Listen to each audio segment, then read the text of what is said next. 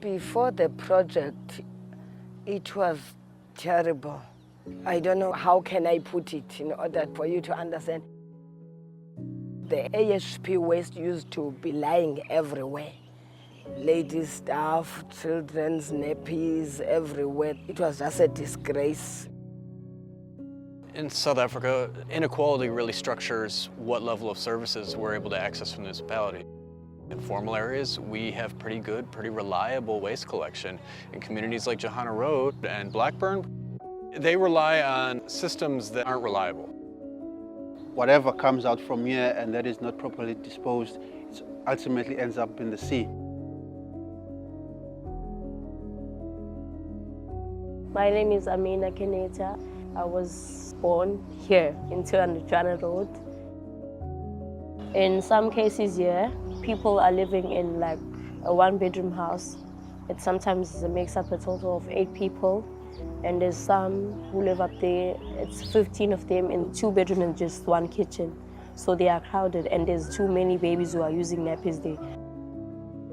So AHP stands for Absorbent Hygiene Products. So nappies, feminine hygiene products, Kleenexes, wipes. It is one of the most problematized waste fractions of all the household waste that's generated. If you live in an informal community, you don't have a yard, you don't have a garage, you can't really store your waste. And AHP waste, and nappies in particular, you really don't want to store in your house at all. You want to get it out as quickly as possible. Some would burn their nappies, some would dig a hole, and some would just like dump it anywhere. A lot of these AHPs, you would find them in these small illegal dumping spots within the community. The dogs and cats would open those up and you would have kids playing around in these communities. And that would mean a lot of diseases and infection for the young people. So it calls for everyone to act, hence this project.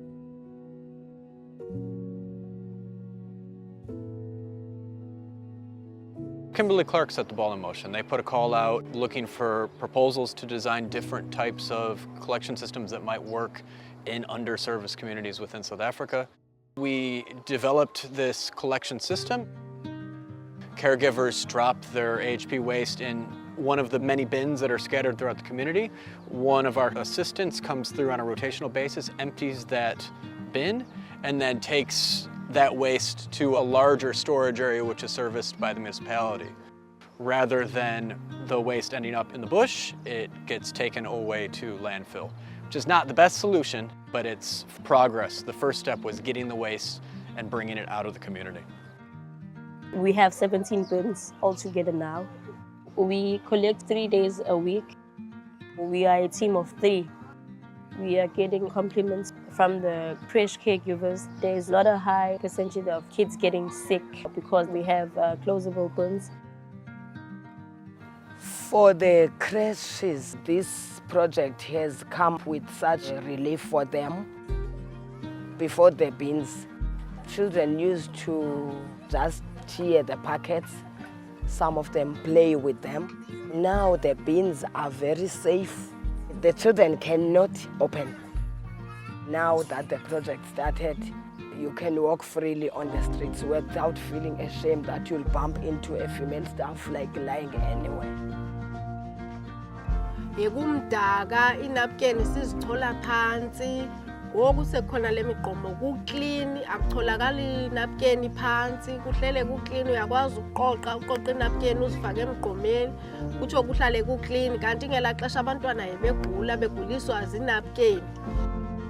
We've demonstrated a collection model that works within informal settlements. We've got incredible results.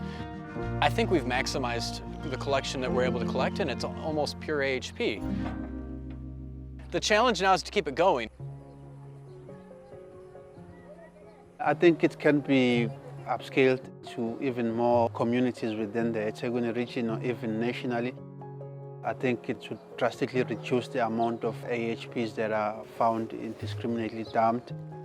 And ultimately, it will improve the health and the livelihoods of people and help rejuvenate our local environment. All the human beings have the same feelings. They feel they don't deserve to live in a dirty place. Even if they don't have enough resources to improve or to live a better life. So I was born here and brought up here. I have a son now. I don't want my son to live under the conditions that I lived under.